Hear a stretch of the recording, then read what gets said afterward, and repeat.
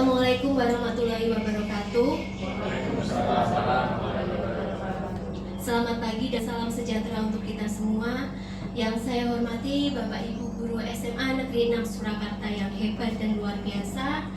Puji syukur marilah kita panjatkan kehadirat Allah Subhanahu wa taala karena rahmat dan karunia-Nya kita dapat berkumpul pada pagi hari ini dalam kegiatan berbagi praktik baik 7 jurus BK hebat. Semoga melalui kegiatan ini nanti kita dapat saling menginspirasi, berbagi wawasan, serta terus berinovasi demi peningkatan kualitas pembelajaran dan juga pendidikan di sekolah kita tercinta ini. Selanjutnya, agar kegiatan pada pagi hari ini berjalan dengan lancar dan memperoleh manfaat, marilah kita berdoa terlebih dahulu. Berdoa, saya persilahkan.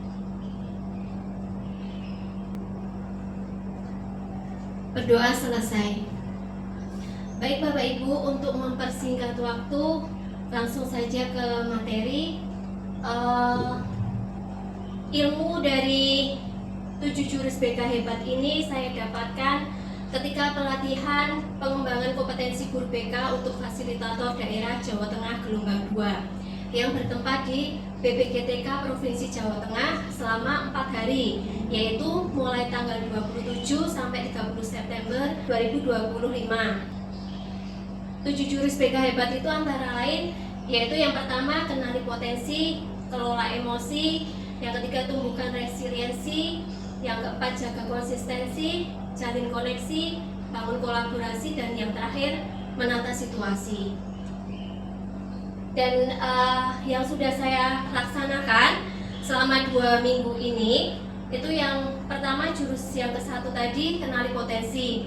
Selanjutnya jurus yang ketiga, tumbuhkan resiliensi.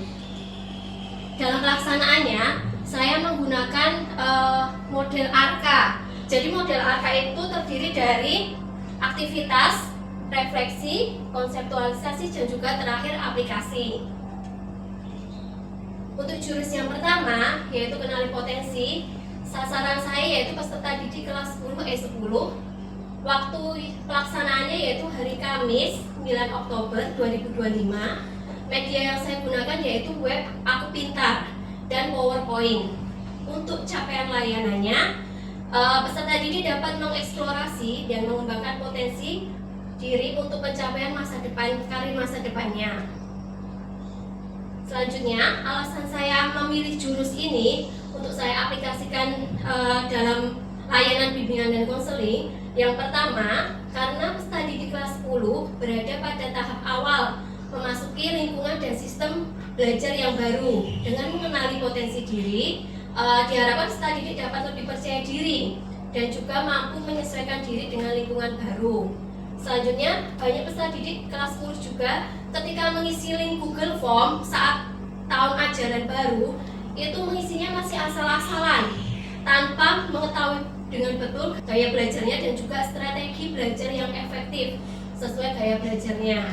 Dan yang ketiga, peserta didik kelas 10 itu masih banyak yang belum memahami potensi dirinya, sehingga dikhawatirkan ketika nanti di kelas 11 itu memilih rumpun minat yang tidak sesuai dengan potensi yang dimilikinya. Jadi mengalami kebingungan, masih bingung nanti waktu dimintai mengisi Google Form untuk pemilihan rumpun minat di kelas 11 masih bingung. Selanjutnya, alasan untuk memilih sasaran peserta didik kelas 10 yaitu pemahaman terhadap potensi diri yang meliputi gaya belajar, minat, bakat, kecerdasan, dan kepribadian itu menjadi dasar peserta didik kelas 10 nanti dalam memilih rumpun minat di kelas 11 dan juga kegiatan ekstrakurikulernya, pemilihan studi lanjut nanti di kelas 12 hingga arah karir di masa depannya. Apakah nanti setelah lulus dari SMA ini mau lanjut perguruan tinggi negeri atau bekerja atau di kedinasan seperti itu. Tanpa mengenali dan memahami potensi diri, peserta didik cenderung mengikuti pemilihan teman. Jadi ikut-ikutan teman, FOMO seperti itu, atau dari pemilihan orang tuanya. Jadi dari tekanan orang tuanya, kamu harus kedokteran, padahal kemampuannya tidak sampai segitu. Sedangkan kendala yang dihadapi dan solusi saat pelaksanaannya yaitu guru UBK di SMA 6 ini tidak memiliki jam masuk kelas, sehingga harus meminta jam kepada guru mata pelajaran. Nah, ini tadi dengan dalam pelaksanaannya saya menggunakan model ARKA, yaitu yang pertama aktivitas. Saya sebelum ke materi, saya mengajak peserta didik untuk ice breaking terlebih dahulu agar lebih semangat, agar lebih konsentrasi, seperti itu. Selanjutnya, saya meminta peserta didik mengisi link terkait dengan gaya belajar dan kecerdasan majemuk melalui web akupintar.id. Mungkin Bapak Ibu membawa HP, boleh dibuka HP-nya dan dicoba buka Akupintar di Google-nya. Di situ nanti ada pertanyaan-pertanyaan terkait dengan gaya belajar juga kecerdasan majemuk. Coba boleh dibuka Pak Aditya, akupintar.id. Ya, yang atas sendiri. Baik, boleh pinjam ya Pak. Tampilannya kurang lebih seperti ini ya Bapak Ibu. Nah, itu di pojok kanan atas, itu bisa Bapak Ibu klik, terus di scroll ke bawah. Itu ada tes gaya belajar, tes minat bakat, ada tes gaya belajar, tes kepribadian, tes penjurusan, tes kemampuan, dan konseling pintar. Coba Bapak Ibu coba dibuka yang tes gaya belajarnya. Sudah Bapak Ibu?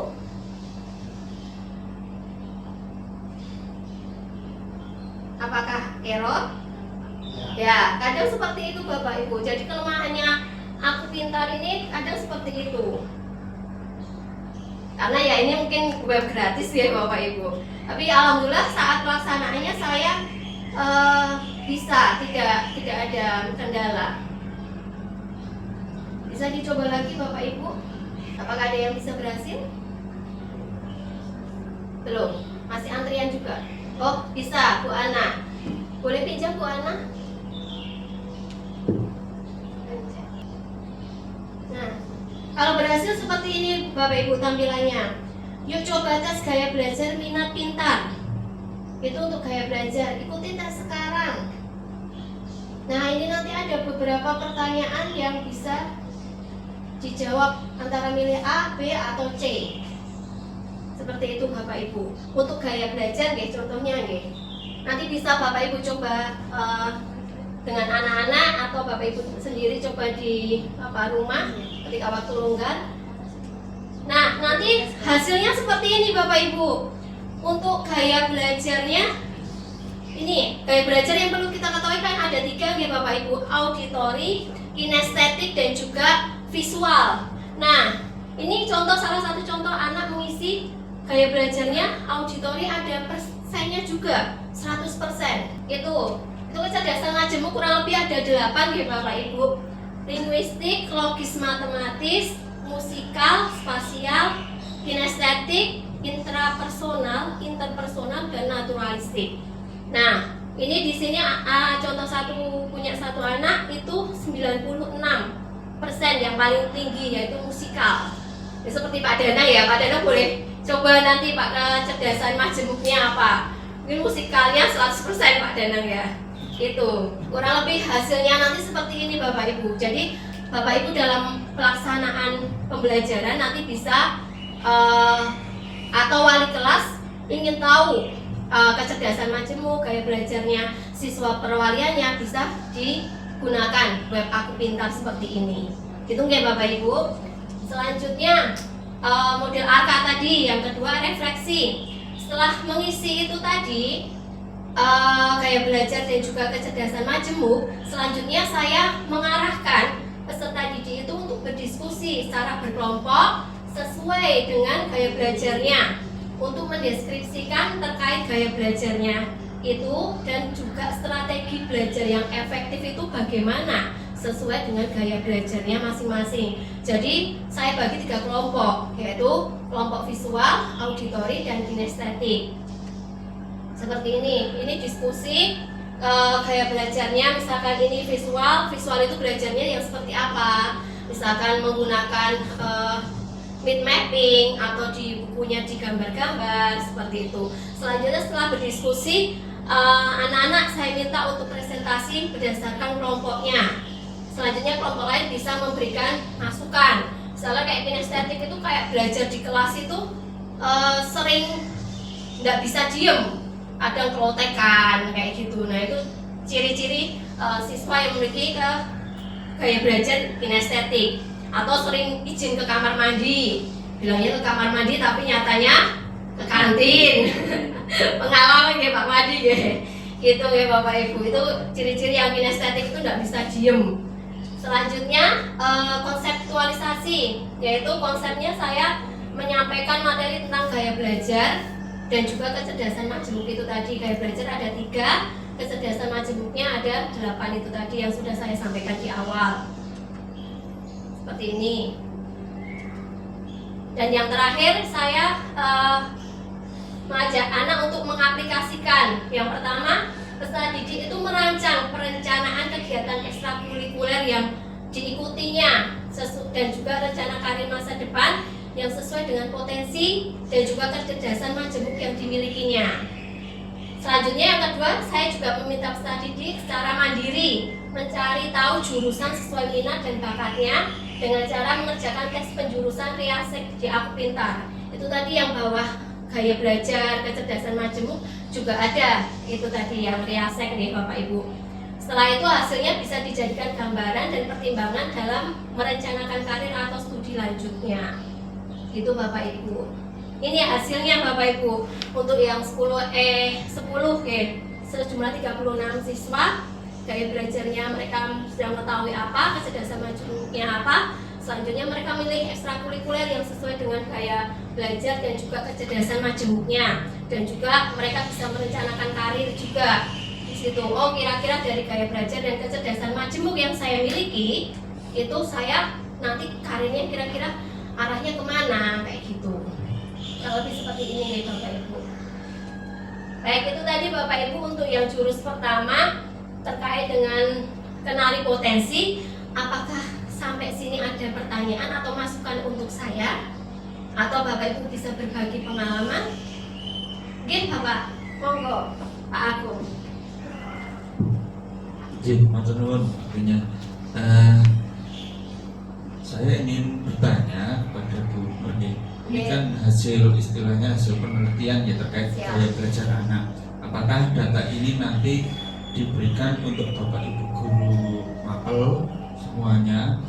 Kemudian setelah diberikan pun Bapak Ibu guru mapel kan tentunya perlu penyesuaian ya dengan melihat karakteristik yang heterogen ya. Banyak yang gaya belajarnya aja ada yang visual, ada kinestetik, kemudian ada yang auditory, ini ada 3 ya. Nah, ini saya sebagai guru mapel PJOK tentu juga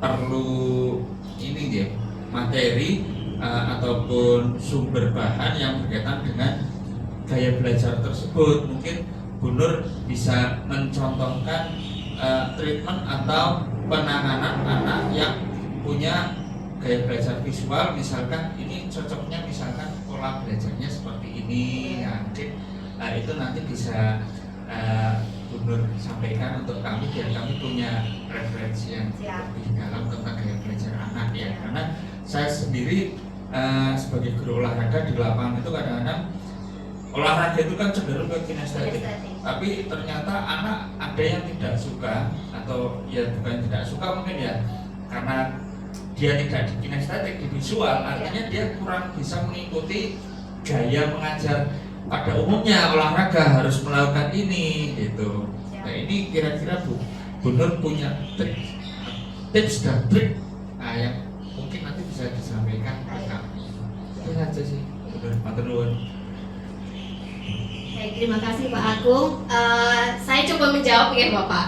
Untuk pelajaran olahraga ya kita ketahui banyak geraknya, banyak kinestetiknya. Tapi anak-anak memiliki gaya belajar yang berbeda-beda yaitu visual, kinestetik, dan auditory. Misalkan contoh kalau kinestetik itu kan gerak, pasti udah enjoy di lapangan terlebihnya kayak gitu, nggak ada masalah ya Bapak.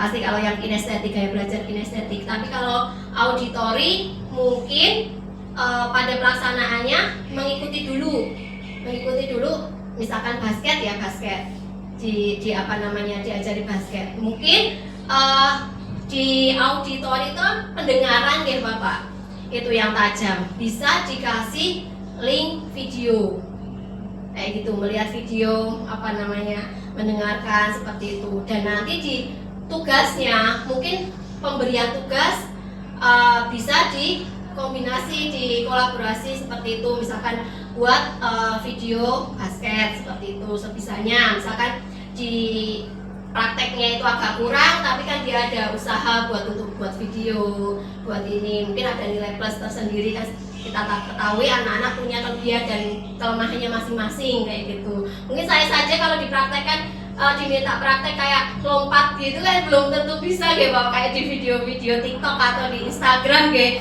Gurunya dan mencontohkan dengan sempurna, prakteknya anak nggak bisa, lucu kayak gitu gitu.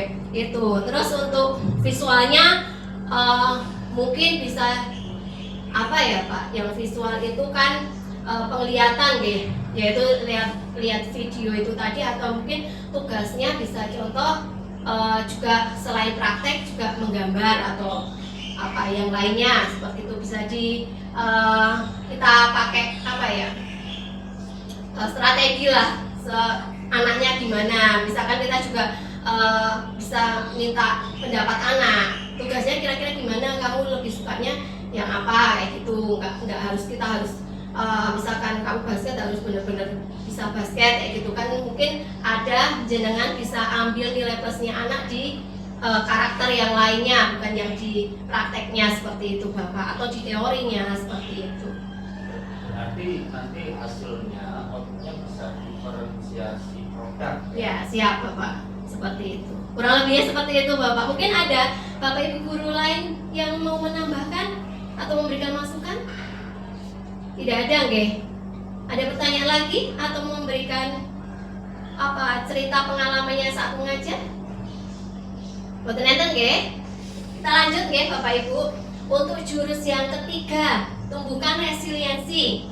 Sebelumnya saya sampaikan dulu resiliensi itu apa. Banyak peserta didik yang belum mengetahui resiliensi itu. Jadi resiliensi itu adalah kemampuan seseorang untuk bangkit kembali ketika menghadapi kegagalan atau menghadapi situasi yang tidak menyenangkan seperti itu. Jadi tidak gampang stres, tidak gampang menyerah.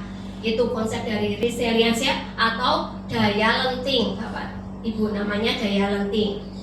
Untuk sasarannya peserta didik kelas 10 S9, untuk waktunya Kamis 6 Oktober 2025. Media yang saya gunakan itu PowerPoint, kartu Uno, kertas dengan gambar burger. Untuk capaian layanannya yaitu peserta didik dapat pemahaman terkait resiliensi untuk menjadi pribadi yang resilient sebagai bagian dari pengembangan diri baik dalam bidang pribadi, sosial, karir, dan juga belajarnya. Alasan saya memilih jurus ini yaitu ada laporan dari wali kelas bahwa peserta didik kelas 10 itu memiliki resiliensi yang rendah, seperti perilaku mudah menyerah dan mudah stres ketika menghadapi masalah. Contohnya nilainya kurang, nilainya apa namanya remedi, atau dibully temennya, atau bapak ibu mungkin agak tegas ke anak terus besoknya tidak masuk, besoknya menghindari bapak ibu, besoknya tak pelajaran misalkan kimia, fisika seperti itu. Jadi gampang menyerah lah ibu bapak. Terus selanjutnya banyak peserta didik kelas 10 itu yang belum mengenal konsep resiliensi. Sedangkan alasan saya memilih sasaran peserta didik di kelas 10 yaitu peserta didik kelas 10 ini kan baru berpindah dari SMP ke SMA sehingga perlu beradaptasi dengan lingkungan, tuntutan akademik dan pergaulan yang baru. Jadi semua serba baru. Dan pada tahap ini peserta didik itu sering mengalami tekanan, kebingungan, bahkan penurunan motivasi belajar. Jadi kayak baru adaptasi seperti itu. Oleh karena itu, penguatan resiliensi sangat diperlukan agar peserta didik kelas 10 itu mampu menghadapi berbagai tantangan dengan sikap yang positif, tidak mudah menyerah, serta mampu bangkit dari kegagalan. Jadi tidak mudah stres atau mudah menyerah seperti itu Bapak Ibu. Sedangkan kendala yang dihadapi dan solusi saat pelaksanaannya yaitu sama dengan tadi, guru BK tidak memiliki jam masuk kelas sehingga harus minta jam kepada guru mata pelajaran. Yang kedua, dalam pelaksanaan pemberian layanan saat itu kan saya membuat video juga, suaranya kurang jelas karena agak sedikit ramai di kelas sebelah, sehingga saya dalam proses pemberian layanan sempat dijeda dan mengingatkan kelas lain untuk lebih kondusif terlebih dahulu. Ini tadi model arkanya, aktivitasnya yang pertama saya memberikan ice breaking. Jadi saya terbiasa lihat dulu anak misalkan di jam-jam rawan ngantuk atau setelah pelajaran matematika atau pelajaran yang mata pelajarannya agak berat bagi mereka, saya memberikan ice breaking terlebih dahulu biar anak-anak rileks, anak-anak lebih bersemangat dan juga lebih konsentrasi. Selanjutnya saya meminta peserta didik secara berkelompok lomba membangun menara dengan kartu UNO. Kartu UNO ini saya sendiri yang bawa gitu Bapak Ibu, walaupun dari sitaan deh. Saya manfaatkan lah seperti ini. Jadi dibagi menjadi 4 kelompok biar gampang sesuai deretan tempat duduk. Itu saya bagi kartu UNO sejumlah kurang lebih 20-an kalau nggak salah. Itu mereka membangun menara dengan kartu UNO secara berkelompok. Di situ mereka berkali-kali gagal, berkali-kali roboh, tapi mereka tetap semangat sampai bisa 2 kelompok yang berhasil membangun menara UNO. Tapi ini kelompok yang kedua, yang kelompok pertama saya lupa dokumentasinya. Ini kelompok kedua, juara 2 yang bisa membangun menara UNO-nya itu. Nah, setelah mengajak anak-anak itu tadi lomba, saya melakukan refleksi, yaitu mengarahkan peserta didik untuk menggali makna di lomba atau permainan membangun menara dengan kartu UNO itu tadi. Jadi saya tanya, apa makna yang bisa diambil dari lomba itu tadi? Anak-anak menjawab, ketika membangun itu berkali-kali gagal, tapi kita tetap berusaha untuk membangun lagi dengan strategi, dengan kekompakan kelompok seperti itu. Jadi tidak mudah menyerah. Selanjutnya konseptualisasi yang saya sampaikan ke peserta didik, yaitu yang pertama daya lenting, terkait konsep daya lenting dan resiliensi itu tadi. Terus yang kedua pola pikir bertumbuh atau grow mindset. Jadi saya mengajarkan peserta didik untuk merubah dari pola pikir fixed mindset ke grow mindset. Fixed mindset itu kan pola pikir yang tetap. Saya ajarkan peserta didik untuk belajar, ayo mulai belajar dari fixed mindset ke grow mindset, pola pikir yang bertumbuh. Contohnya, misalkan kamu kasih kritikan seseorang, kritikan temanmu atau gurumu, fixed mindsetnya itu mungkin merasa marah, merasa tersinggung. Kok aku dikritik kayak gitu, kok aku marah lah intinya kalau dikritik. Nah itu dirubah jadi grow mindset, pola pikir bertumbuh. Misalkan ketika dapat kritikan itu tadi, oh ya kritikan ini membangun untuk aku untuk lebih sukses ke depannya kayak gitu. Jadi mengajarkan anak untuk merubah dari pola pikir fixed mindset menjadi grow mindset. Selanjutnya yang ketiga terkait dengan pola asuh dan pendidikan yang lembut dan tegas. Jadi ada 4 kurang lebih pola asuh dan pendidikan kita, baik orang di dalam keluarga, di rumah maupun di sekolah, Bapak Ibu guru Itu saya tanya ke anak-anak, kamu kalau dididik itu atau pola asuh yang kamu pengen seperti apa? Apakah lembut terus tidak tegas? Apakah tidak lembut dan tidak tegas seperti itu? Nah anak-anak pengennya yang lembut dan yang tegas. Nah kenapa kok pengen tegas?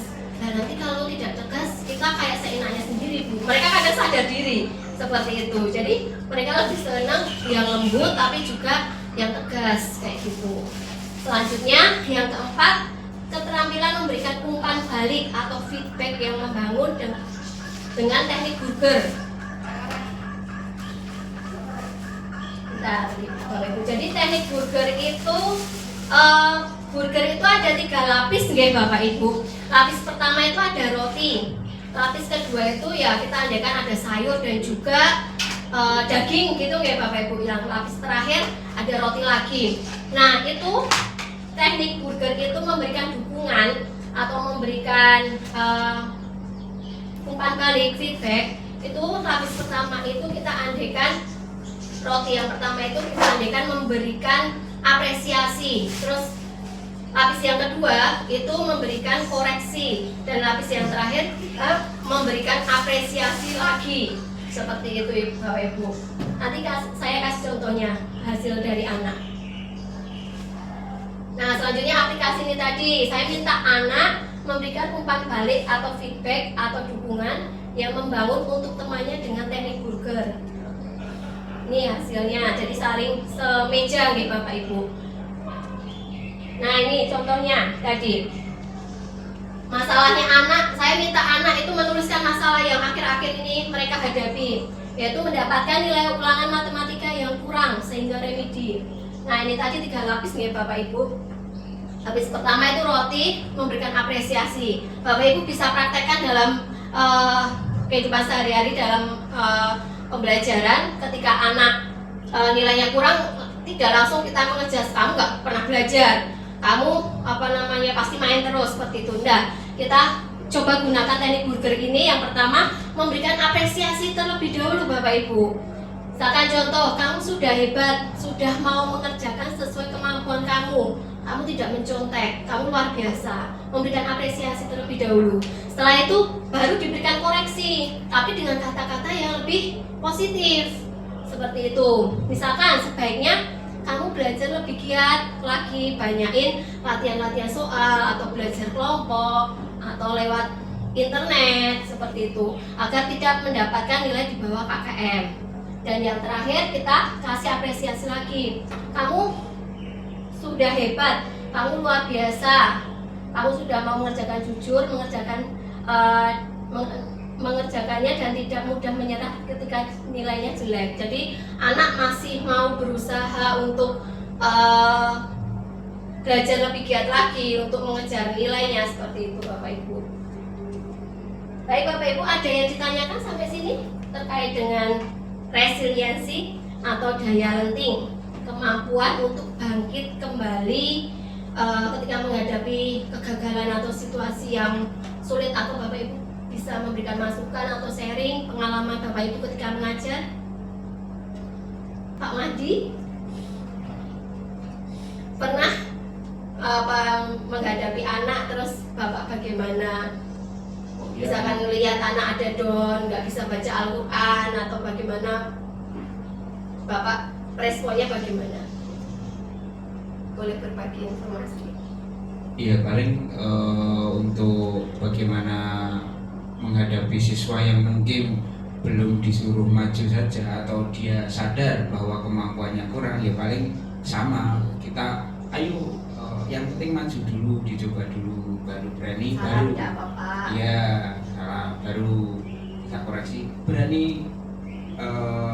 untuk maju dulu menghadapi kadang kan siswa itu punya bayangan yang menakutkan sebelum mencoba, sehingga kita untuk terus maju, baru nanti kalau salah baru kita kasih tahu pelan-pelan, kemudian di akhir kita juga kasih pujian, wah gitu toh, akhirnya berani toh, dan kita apresiasi atas keberaniannya untuk mencoba tadi. Mungkin seperti itu. Terima kasih Pak Madi. Baik Bapak Ibu, apakah ada yang mau memberikan masukan ke saya atau sharing lagi? Tidak ada nih Bapak Ibu. Ya, kurang lebih itu tadi Bapak Ibu yang dapat saya sampaikan. Semoga yang kita bahas ini tadi bermanfaat untuk kita semua, dan ilmu tadi bisa kita praktekkan, bisa kita kolaborasi ya Bapak Ibu. Kalau ada apa-apa misalkan terkait dengan siswa, bisa komunikasikan dengan saya juga. Kayak gitu, kalau saya butuh informasi tentang siswa, saya tanya ke Bapak Ibu guru gitu ya Bapak Ibu, terkait terutama dengan wali kelas nggih. Baik Bapak Ibu, itu yang dapat saya sampaikan. Sebelumnya saya mohon maaf apabila ada salah kata. Saya akhiri. Wassalamualaikum warahmatullahi wabarakatuh.